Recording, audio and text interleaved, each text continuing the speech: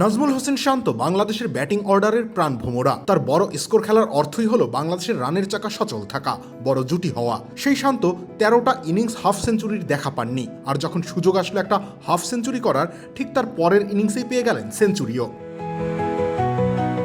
বাংলাদেশের ইনিংসের কঠিন সময় হাল ধরে পেলেন ক্যারিয়ারের চতুর্থ ওয়ানডে সেঞ্চুরি। নিউজিল্যান্ড তার প্রিয় প্রতিপক্ষ। আগে এই প্রতিপক্ষের বিপক্ষে 4টি হাফ সেঞ্চুরি করা শান্ত চট্টগ্রামে খেললেন 119 বলে 105 রানের ইনিংস। 2 ছক্কা আর 9 চারে সাজানো এই ইনিংসটা না আসলে কার্যত বাংলাদেশের ব্যাটিংটাই দাঁড়ায় না।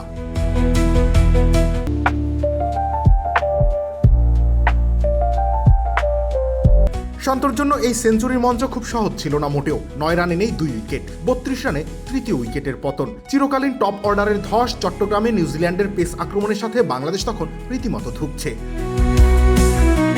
4 নম্বরে নেমে শান্ত যেন ইনিংসটা সাজালেন আগের দিনের পাওয়া আত্মবিশ্বাস থেকেই। চতুর্থ উইকেট জুটিতে লিটন দাসের সাথে যোগ করলেন 160 রান। ইনিংসটা যখন শেষ করেছেন তখন বিপদ তো কাটলই, বোর্ডে বাংলাদেশের জন্য লড়াইয়ের একটা পুঁজিও জমা হলো। ওয়ানডেতে অধিনায়কত্ব হারিয়েছেন, খুব বেশি দিন হয়নি, তবে ব্যাটিং অর্ডারে নিজের দায়িত্বটা ভুলে যাননি শান্ত। একটু সময় নিয়ে হলেও তার প্রমাণটা আবারও রাখলেন। রবিউল ইসলাম রনি, খেলা 71।